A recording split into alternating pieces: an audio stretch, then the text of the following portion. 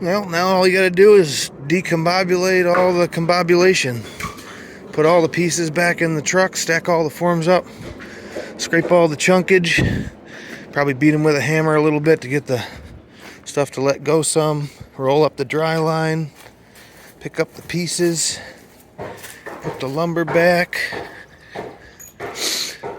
see what you have created. This foam stuff at the top is like almost like milkshake froth. It's just, there's nothing to it. I'll just walk up to it in a minute when I can get there, and just some little tiny bubbles with just a little bit of concrete mixed in. And we'll see whether these new forms, I want to say these western forms that are bright and have fresh welds on the back are going to have left the marks and staining she was talking about. But this stuff is like insubstantial, you know, fluffage. There might be a real name for it, but so I'm going to set up in a couple spots, get some time lapse. I've been trying to rock some tunage to the time lapse, but YouTube editor won't let me use the same track more than one time. And all of a sudden, at the end of a long day, I'm playing games with trying to make music line up to footage, and I'd rather be in Premiere, and I'm just trying not to make those kinds of investments in this stuff right now because it takes a lot of time and I need to be doing things that I'm getting paid to do. So thank you everybody for watching and putting up with the low production value right now. It'll get better over time. I did confirm, as the steel guy said, which I should have listened to him, that the wide flange I-beam, the top of it is just about 4 inches wide. It's an extremely light wide flange I-beam. It will just need a 2x4 plate on top. The pockets that we left are overly wide, but the shelves that'll be left inside, the beam can just sit on them. That's no problem. And the hole was going to have to be filled out here one way or another, and it'll be obscured by the stair pour. It's been a long time since I dealt with steel spec. I drew and designed package systems and stuff, gas systems and process systems on skids, they're called, made of channel and I-beam for the first 2 years after college, and got pretty familiar with steel spec, but it must have immediately left as soon as they said W. I knew it was I-beam. It's wide flange I-beam, and which is like what this is here, which is to say that for its height, it's relatively square in terms of aspect ratio, rather than it being, you know, a real narrow flange on the top and the bottom versus the height of it. And so while our beam is still called wide, it's a wide flange member, it's a W8, but from what I understand, it's 7 point some inches tall here and 3.9 or something flange. And both of the spec drawing things that I showed called the flange the entire width here, not from center to outside. So despite the fact that 8's in there, nothing about it is 8. And though it's a wide flange beam, it'll be appreciably narrower at the top and the bottom than its overall height. And I will say it's like 0.19 or something web in here, which this is 0.25. And this is still a pretty heavy looking steel beam. It'll essentially be like if you made these 4 and that a little thinner, I think, in cross section. But enough speculation, we will see the damn thing when it shows up, and we will make the damn thing work the way that it should. And again, these guys are just going to start taking clamps off and knocking things apart. We're going to expose the treasures within. And so we'll just do some time lapse and then let's see if there's anything else more exciting to walk around and blather about in a little while.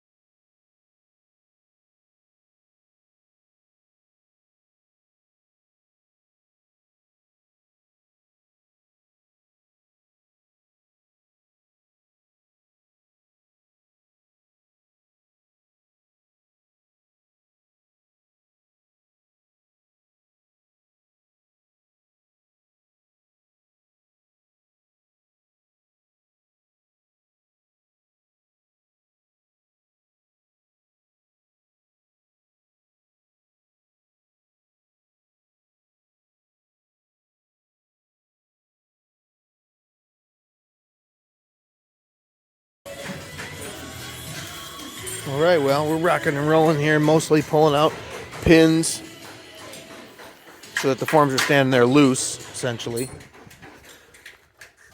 Rocking out to some tunage. It's getting to be evening time, kind of. These guys did something big this morning, poured a 50-yard footer. I think ours was like 14 or something. I think we might have had 50 yards of concrete here when we're all done with the wall. So their footer today was practically that much. Now they're here. Then they're on another site stripping forms off a garage pour, he's saying, later on tonight even still. So they're hustling. I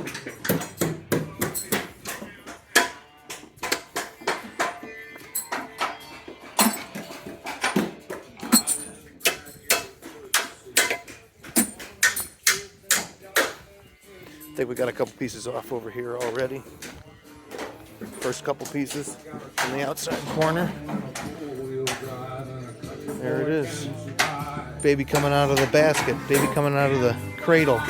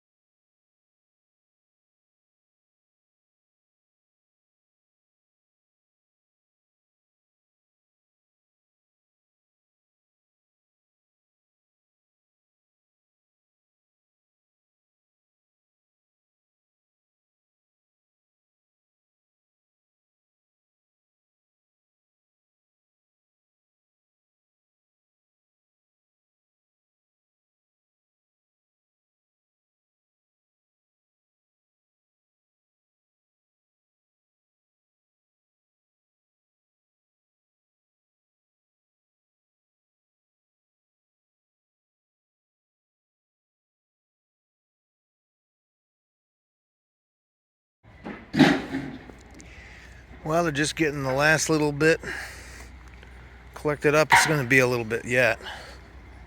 Had to dig a couple pieces out where they just blocked off the transition from the stem wall to the full depth basement.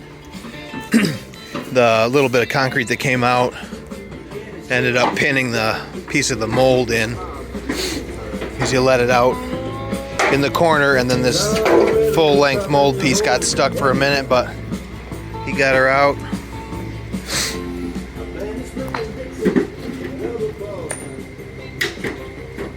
Those nice rounded outside corners from their piece and rounded inside corner.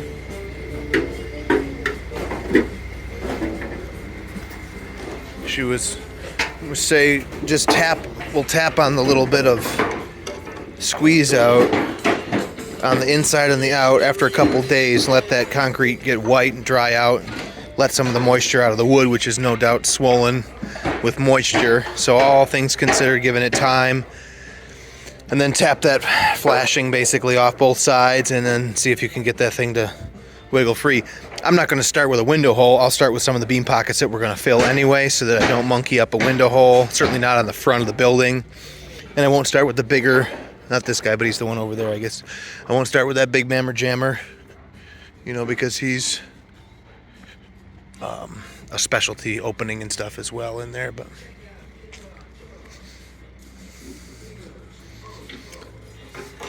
we'll go inside after they're gone and poke around a little bit. But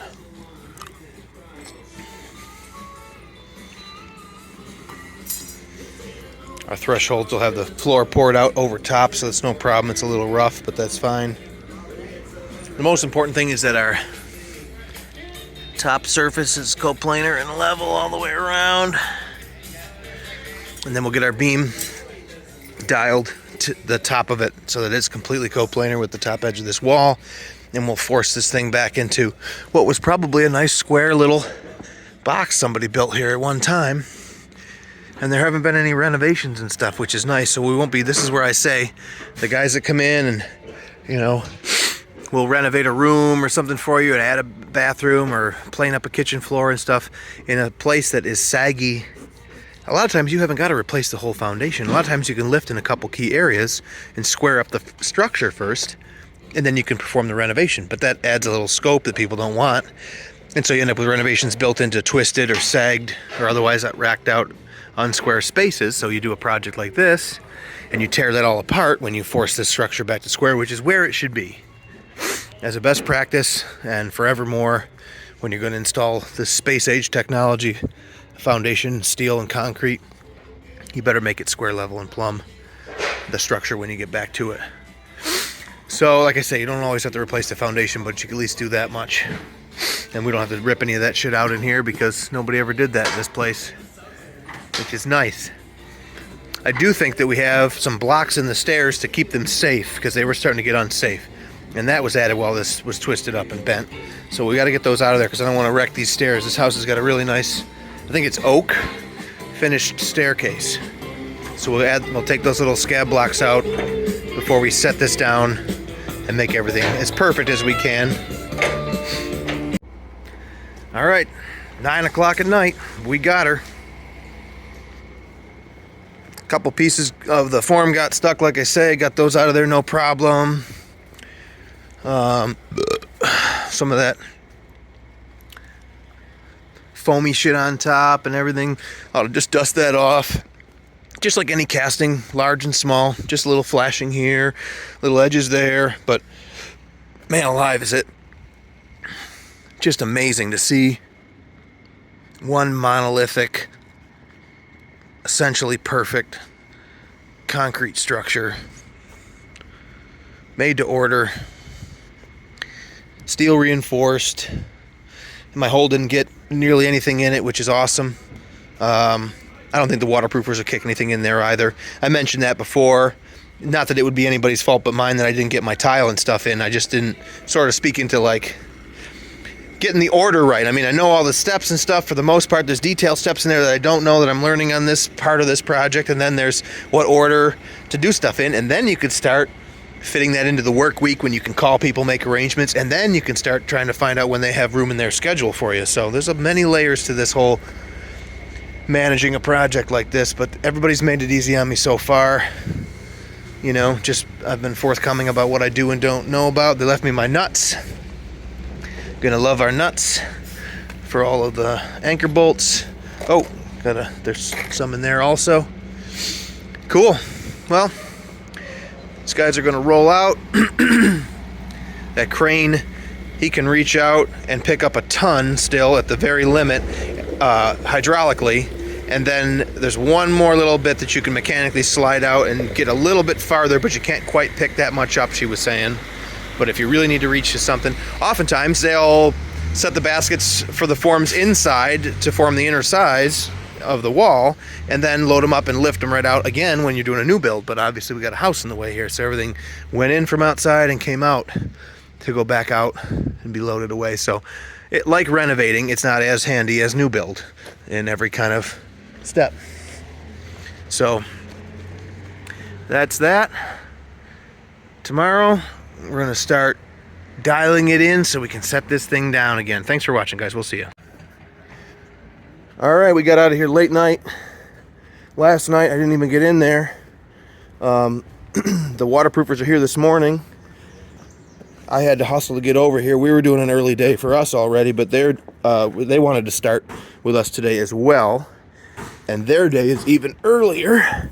Jeremy's coming in at some point today. Soon, and we're gonna roll out as much foundation drain as we can in here, but that's gonna be a nice big glass block window.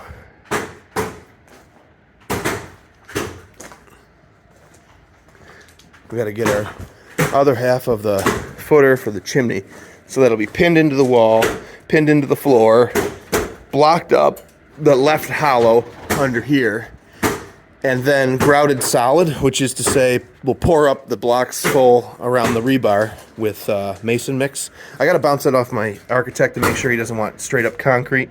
This room seems spacious enough for a half bath, toilet, and a sink.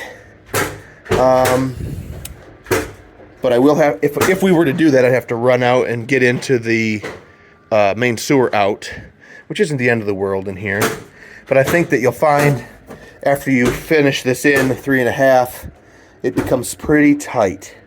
It still might be enough for a little hand sink in the corner and a toilet this way. But stuff like the compressor Ed might like to put in here. Ooh, this here is, you know, hopefully that's the only place we got a little scenario like that. Let me ask the mason if there's anything, especially when it's green, he might be able to grout or otherwise finish up that. Ooh, there's another one over here. A little void. Void your warranty. Yeah. We'll see if he can slap a little material in there. Those guys are... We were just talking about people trying to do this themselves and buying material and stuff, and it's like time to get the stuff that he gets by the mile, because that's all he does. You're better off having him come and just do it for you in a little while.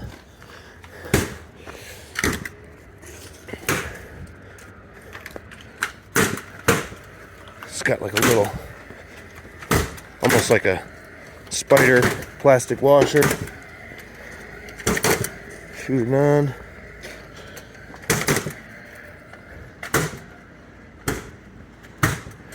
Cool. So the guys are going to leave my window unfinished for now so I can get in and out of it. I tried selling them on a staircase here. They didn't want it, so to leave that for me for later. They get the wall between the basement backfill, or the garage backfill in the basement for me. Get all around outside here. Just a couple guys, brothers, rocking and rolling with full days.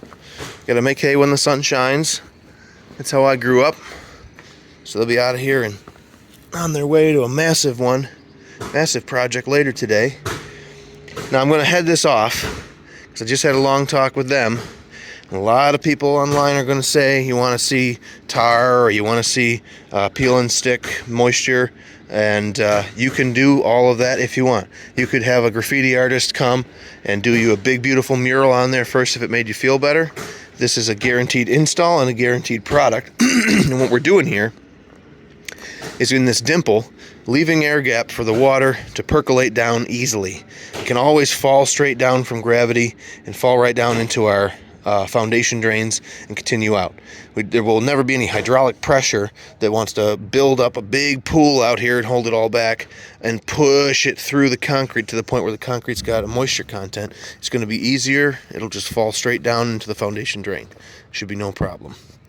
And so, given the cost savings on not doing any kind of peel and stick membrane or that old school like mastic tar application, is going to be money that we can use doing something else here, which is fine with me. If we have any problems here, and call them up, say we're the only place. I mean, he was talking 600-700 houses a year this way, and so I doubt these guys want to be coming back fixing problems. And he grew up, his dad doing this too, so they've moved along with the technology and the times and haven't been coming back out for warranty claims or any problems anybody's had so far. So I'm going to go ahead and do that and put the rest of the cost of waterproofing in our pocket on this one, use it somewhere else, and suits me just fine. So let's not open a ton of debate about it. Not that I get a lot of engagement on my videos anyway, but there you go. These guys are going to wrap up. I don't even need to get any time lapse. They're moving so quick. It's like real life time lapse. Well, Jeremy's driving today because my truck has exploded again and is in pieces in the shop. We just wanted to go real close by and pick up our concrete block and our rebar and our mortar for the mason so he doesn't have to trundle it down into the basement. However, Jeremy's truck's a 1/2 ton. I would have just had the 3/4 ton. We would have been doing multiple trips anyway. So I thought, well, let's go get a trailer. Went out to where we normally rent. Their trailers are all gone. Not only that, but the mason who's close by, or the mason supply, he doesn't have number 5 rebar. So we'll go to the farther away place, get the number 5 rebar, probably snag a U-Haul trailer, come back to the first place and get the block and the mortar mix and get that to the site. The idea is that it's on pallets and they can load our pallets on, and at the site I can pull them off with the skid steer and run around to the back of the house, and then we can quickly hand load that stuff down in. I don't want to walk it all the way into the back 40 each and every block or anything like that. So Altogether, going to spend an hour or two getting set up for success, but then save ourselves an hour or two of heavy labor today. So one way, 6.5, 1/2 dozen the other. But first, coffee. All right, we had to snag this U-Haul trailer, tandem axle. Jeremy's truck and probably even my truck would have been too much of a pain in the ass. We certainly couldn't have even put this much weight in it, so we had them push this up in here with other pallets so that we're loaded correctly, just a little, most of the weight ahead by a little bit. And this is about, they're 80 each, so there's a ton there anyway. So we'll just go through it with chain, and I'll back up and pull it.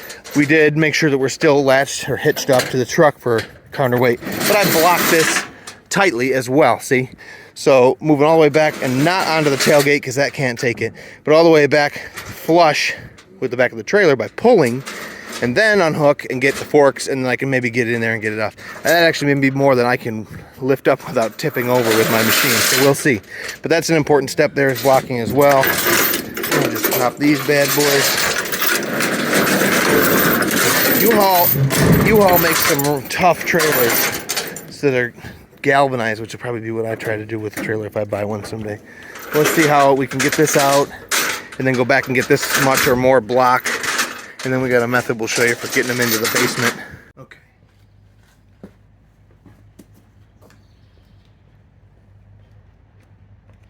Keys.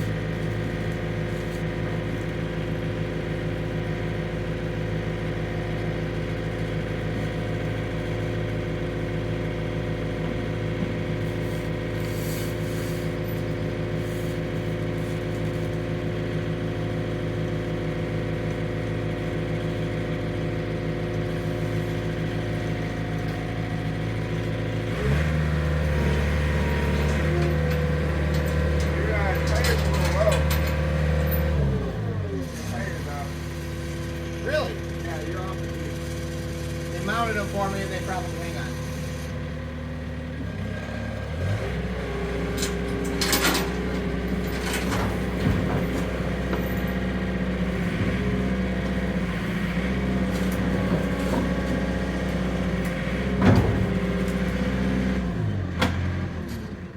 Just had new tires mounted up. They left one to leak on in the car.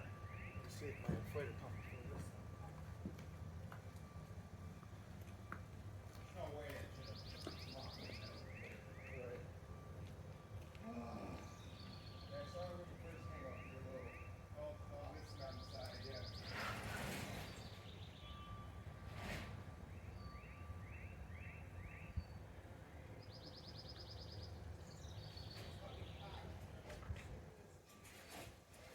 Flimsy. That's supposed to be secure, right?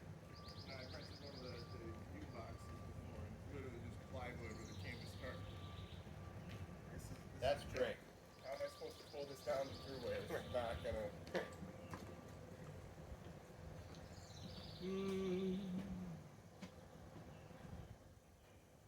Time lapse all of this.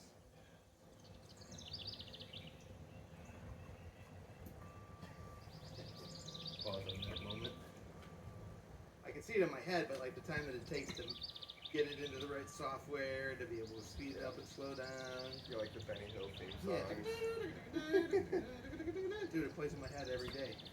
Alright, so this is nothing, and we want to go to probably at least 30 pounds, like tar. And then check and see.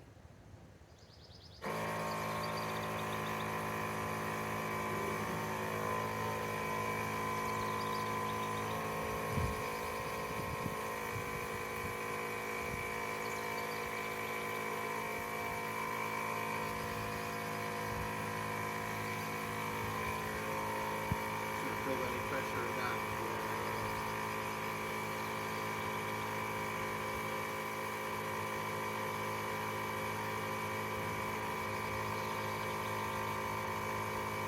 Well, we got a half. It's been sitting there though.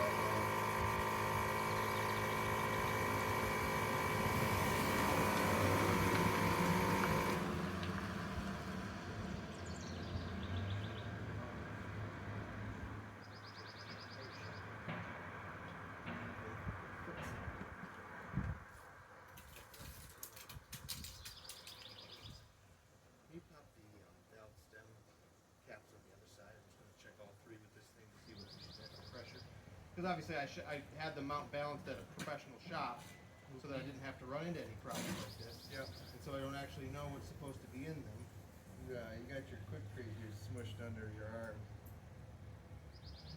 That pulled off? Oh, just smushed out. Yeah, I don't know if it's a break it open. We gotta watch for that. Maybe, yeah. So there's like 70 pounds in these. Holy shit. Super duper tires. You want these off or are you still? Yeah, I'll check them and just see if that's what we need. That's status quo. Yeah.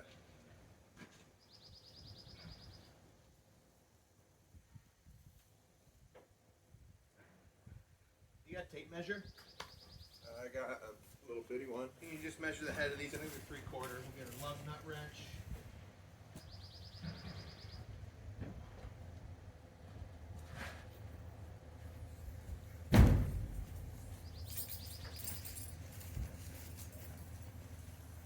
I just want to make sure nobody else is flat beyond repair. Right. It's for the 3/4. 7/8. Or maybe 7. Okay. You could throw the cat back down the back.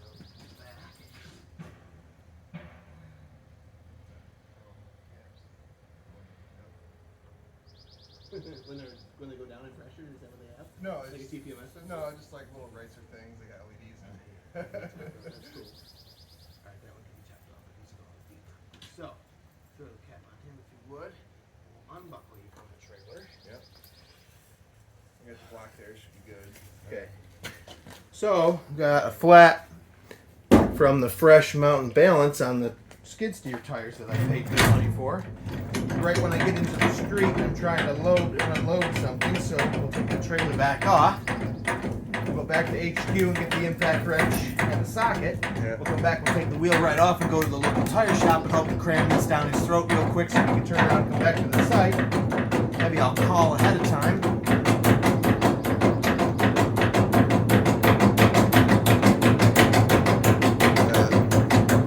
Nice We're gonna tight pop our tolerance cables there. out there and electricity dodge.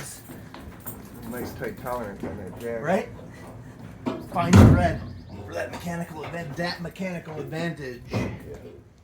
All right, I guess that'll just sit right there. Turn the key off so we're not sucking the battery down as the next level fuck up.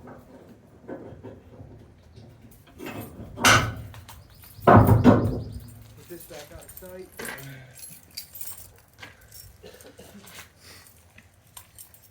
With a natural gas or something. Yeah, wow. Maybe we hit a main line. Well, we're headed back to the shop to grab an impact wrench and sockets now to pop the wheel and tire off.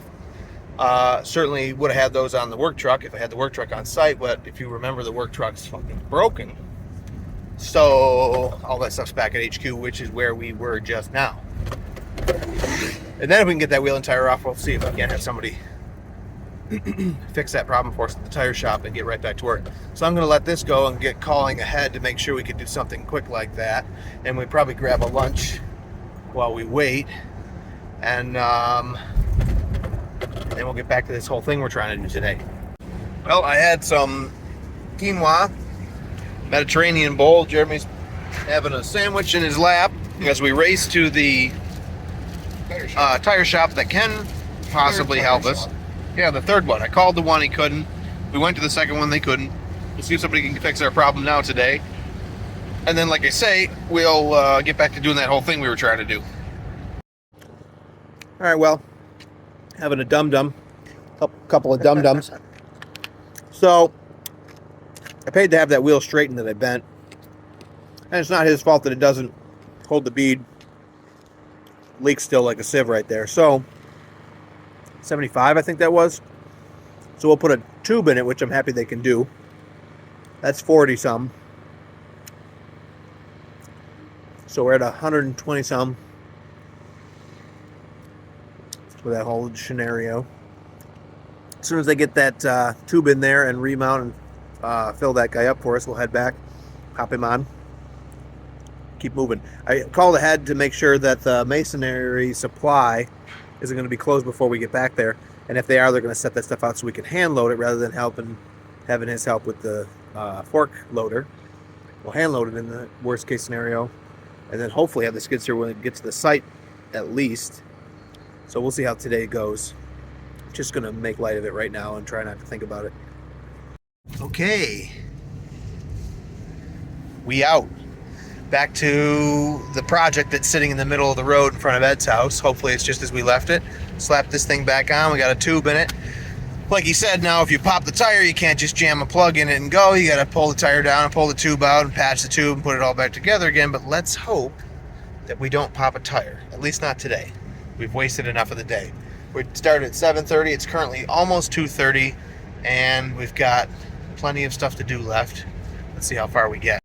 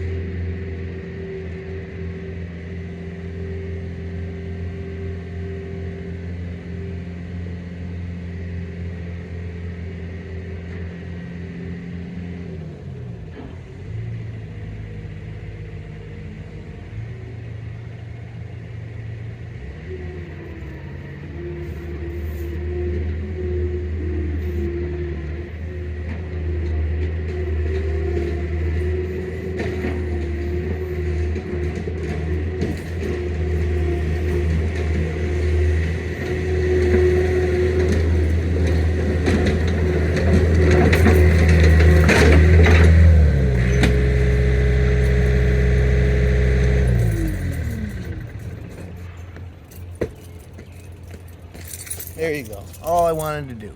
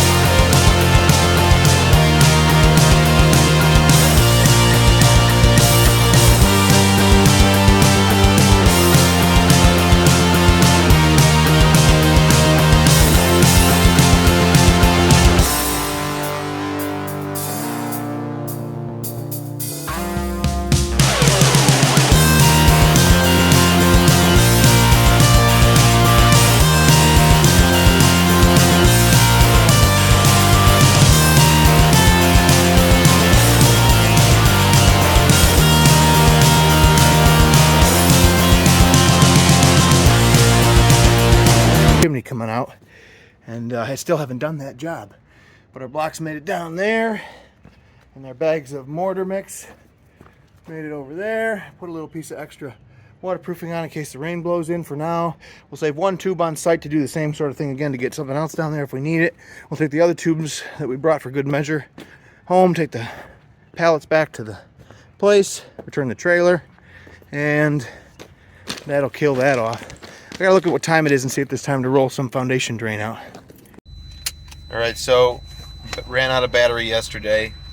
It's coming up on 10, but first things first, I got to take this truck head into the machine shop and see what they think about that. Well, I'm not about to walk around the store vlogging, but you can tell where I'm headed out. They haven't got a clean outdoor for a chimney, and they haven't got foam gasket seal for the top of the foundation wall. Ace Hardware does. So we'll go there and spend our money. Okay, well, battery died on me, but Jeremy and I spent another couple hours after what you last saw rolling out the foundation drain, corrugated 4-inch plastic, no higher than the top of the foundation wall, or no higher than the top of the footer, on a bed of wash number 2 stone and buried with more wash number 2 stone.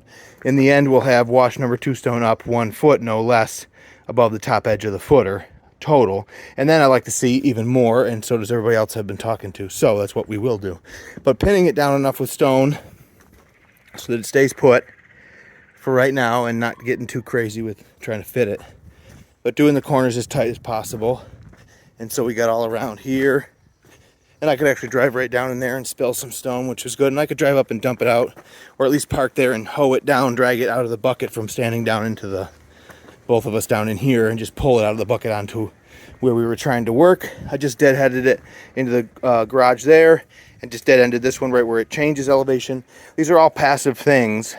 It just preserves an enormous cavity, just as the rest of the wash stone has cavities throughout, so the water can find level. If it's here and it falls down into there, and falls through the weep, and it ultimately falls into the sump crock and dissipates, or wicks away to the outside all the way around and dissipates that way, or continues on down below. But the whole game is don't let any hydraulic pressure build. And so all this passive cavity system, it doesn't have to be homogeneously or, you know, watertight or airtight plumbing or anything. So this will be sent down to the ground tightly, but it's just be an open end. I may throw a cap on there. I will be in here cutting in T's and coming straight up under every window, so that every window well has a column of ultra low, resistance even though it's backfilled primarily with stone as well. And so if I'm getting teas, maybe I'll get a couple caps and throw them on there. That won't hurt. It's, you know, sometimes you get a frog. It depends on how would that work. Well, if the sump pump kicks water out into the loop for the downspouts rather than its own exit all the way out, which my dad threw out to me, and I've seen that done, then the sump pump is kicking water out into the ground loop that goes to daylight for the downspout, and then Mr. Frog or Mouse or whatever goes up the downspout and bumbles his way all along into the sump pump line and bumbles his way along the sump pump line until he falls down into the sump crock. And then if you can climb up out of the sump crock, you have, you know, a way in which animal life can get in there. Should there be a check valve in the sump crock, you know, outlet, that would stop that whole situation, unless of course he dies trying to get through the check valve, or the check valve activates on his head and kills him there and he dies in there and plugs up. It's pretty unlikely, but in that event, so things like caps and stuff like that kind of cut off animal life if it should get in there and is trying to live or whatever. So that's kind of the only reason I could see doing that. So at this point, we're going to get the gasket rolled out as we've done here. I'm going to make sure the edge of that plate is planar with the outside edge of the foundation certainly not proud whatsoever, because we're going to be back into that sheathing issue again. So if anything, just a touch behind the face of the concrete. If I'm going to butt and pass the corner like this, so this is butt, this is pass, I'm going to make sure that I'm stopping without leaving too much of a gap for Mr. Mouse to crawl through, or I mean, in the end you can grate stuff that, but let's try and do our best work here.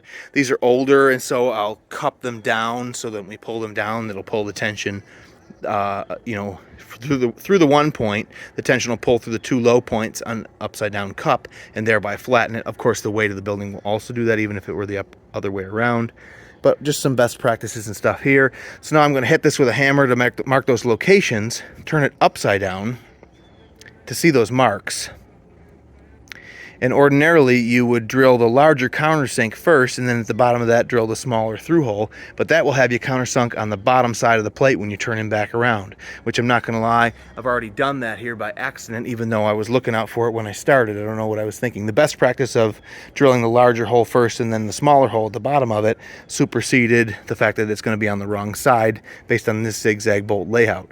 So we'll have to hit it to get the marks, and then drill the marks with the clearance hole for the bolt, and then turn it over and try to countersink that opening effectively with, though it's still there, it has no center point anymore because the through hole is there. And so we'll fart around with that a little bit and try to come up with our little solution to that, just because the best way to translate those holes is to literally smack the board on the end of the bolt, and it's kind of your only choice. Maybe I will drill all those marks with like a 1/4 inch drill bit to the other side, then turn it over, and I can start the center of the countersink on the 1/4 inch hole and put the countersink on the right side, the correct side, and then I can proceed to the bottom of the countersink with the through hole for the bolt.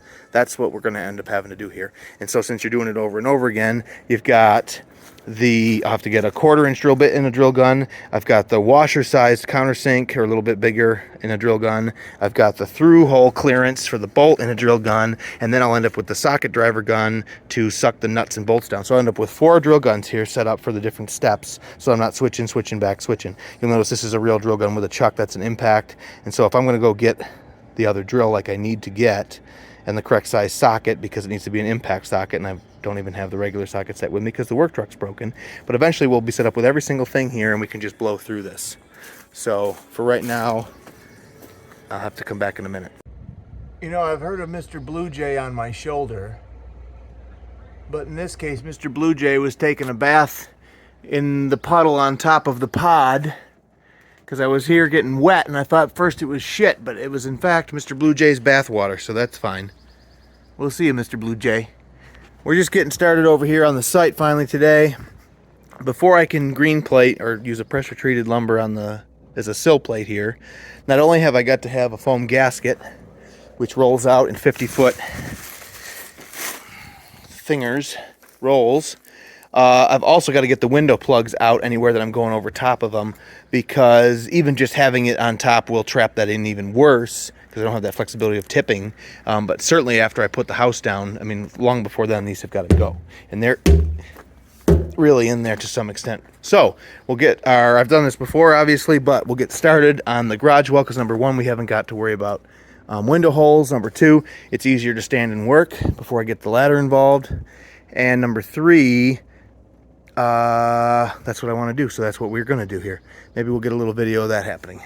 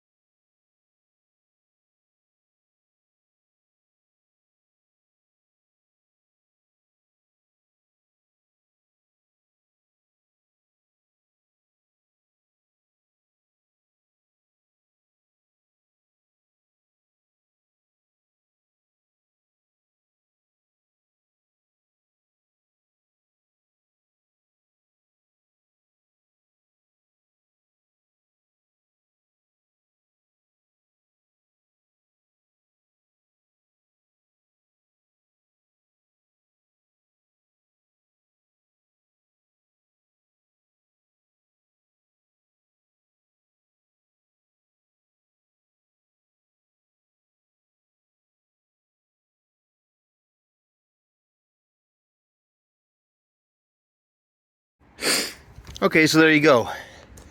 I have a bigger grinder, and I was out of 4.5 or under discs, and I a chunk out of there too.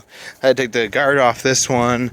I couldn't find the razor knife until just a little while ago, so I'm using the old rusted saw to cut the gasket. But generally speaking, the rest of this setup is necessary to start with to make this as efficient as it's been. All these different tools dragged out of here, right? And I had a couple that I didn't realize I didn't have, and so I had to go get. And again, tool truck would have had everything I need. So we're stumbling through that a little bit, but overall this went really quickly, just like I figured. And all we have to do is the same thing all the way around the rest of the place.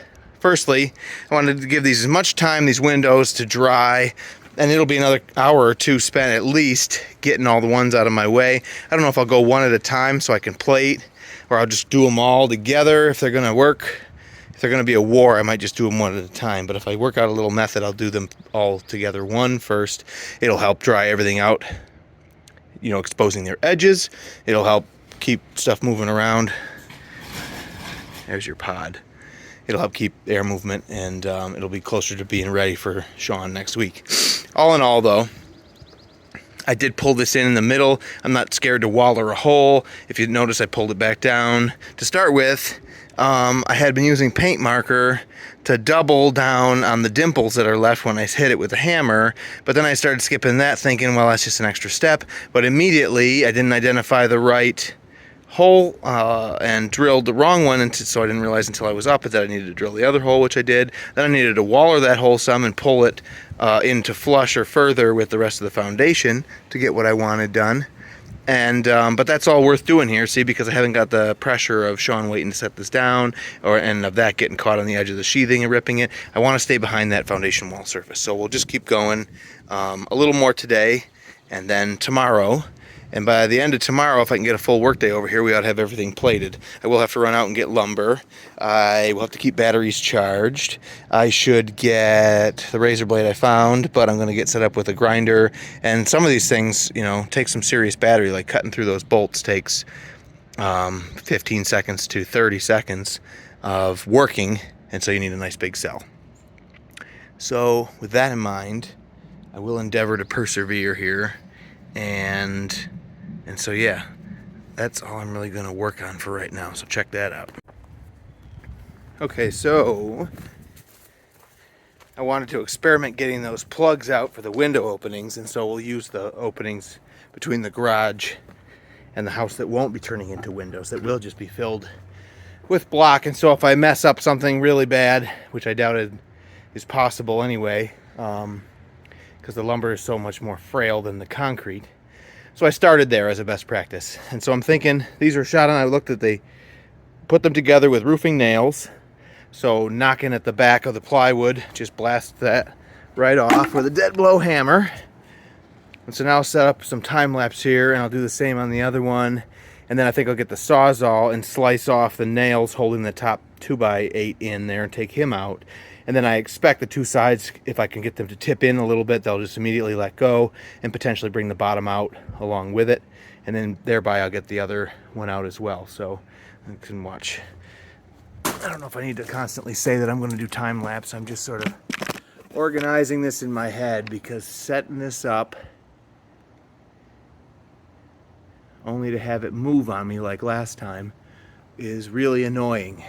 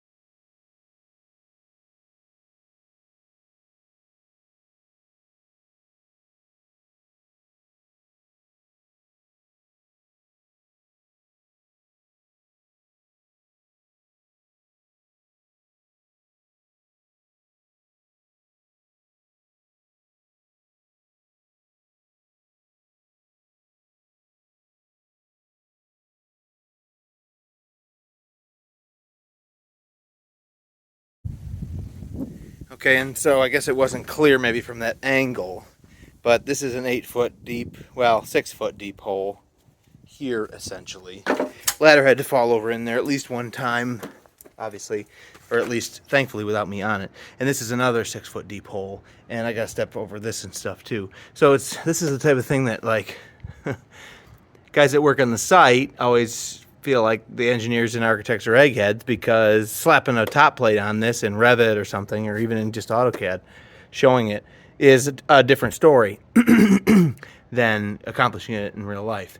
And so this went pretty quickly, just a couple hours here or less, getting set up, doing this much, and getting packed up here now at the end of the day. Tomorrow I'll finish this up, get my way all the way around the house, and then it'll be, and tomorrow's Friday, so then I got Monday still. I got Saturday, I got to come over here and check in on the mason who's doing his project Saturday, and Monday still to make sure everything's just ducky, which means Monday I'll be doing the backfilling into this garage here so we can walk in here and get the cribbing. I'm going to give this wall as much time as I can, and I'm going to fill evenly inside, outside, inside, outside, inside, outside, all the way up until it's a surface all the way over, and just in the front. And then I'll give this more time to cure up. Well, no, we'll set the house down. Then the top of this will be controlled and held by the weight of the house, the structure, and then I'll feel better about backfilling. And when you do a new build, you put a sill plate and a rim joist and all your joists in on your main beam and your subfloor on, and anchor your subfloor down to create your first floor system, and then you backfill against the new foundation wall. Not only is the timeline such that it gives you nice, gives you a week or two at least.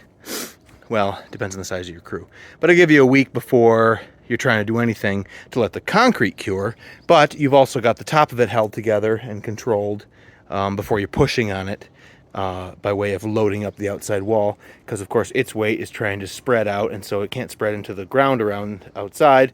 The easiest thing to do is shove your wall over, as well as the machinery that you're using to get that done. In fact, I built a house in this village, framed it up from the new foundation wall, starting basically where I am starting here. It's like an $850,000 house. Then we built the first floor, but the porch, similar to the vestibule, but a lot bigger, was it had its own foundation wall and didn't get a first floor built on top of it as part of the home's first floor. It was going to end up with a concrete poured top after it was filled up. And so since we had the first floor on, the site guys just pushed up on it with all the backfill all around with the dozer, and the guy pushed up on the front with the dozer. The front didn't have that top on it at all, and to look down the front wall, it was like 30 feet long. It would have had a big curve in it from being like basically stove in, and we pulled a straight line, just a dry line on it out of curiosity that day once nobody else was around, just to see. I think we were the ones that noticed it first, and it was like 3 or 4 inches deep over the course of 30 feet. And that was like a Friday, and so we came back Monday, and we reported it on Friday with my time card, if I remember correctly, like, hey, it seems like there was an issue. And then come Monday, it had been straightened out and backfilled completely. But it was years later that the homeowner, through the grapevine, I found out that had occurred there, and he wasn't happy. He would have liked to have had it cut out and recast. Will it bear weight, broken up and then straightened out again? Yeah. Does the rebar keep it together? Yeah. But if I'm paying that kind of money, even this kind of money, and there's an error like that, sorry, but I want it as good as new. I don't want it as good as fixed. So these are the things that we're going to be careful. These are the things that we're going to be careful of here on our site and not do, because basically we won't rush. I want to be effective and move along smoothly, but I don't want to be sweating bullets, freaking out, and making mistakes, because of that. And enough of those things working for other places, and I'm just working for myself now, because either you got to put your name on it, or basically, it's a lie of omission that you don't pipe up and say anything, and it's because the bottom line and the margins are so narrow, and so I just work for myself, and I take my time, and I report any kind of an issue that we have if it's significant, and if I have a major problem, I'll have to eat the cost of it if I can. Anyway, that's all doom and gloom. Everything's going really well here so far. I'm going to try not to step on things like that, because that's not a fun day on the site. And so we'll clean this stuff up and not leave it lie around as well as keeping things looking tidy. And we'll pack up and get out of here for today, just about on time. Come back and finish up this project, plating the top tomorrow. And thanks for watching. We'll see you.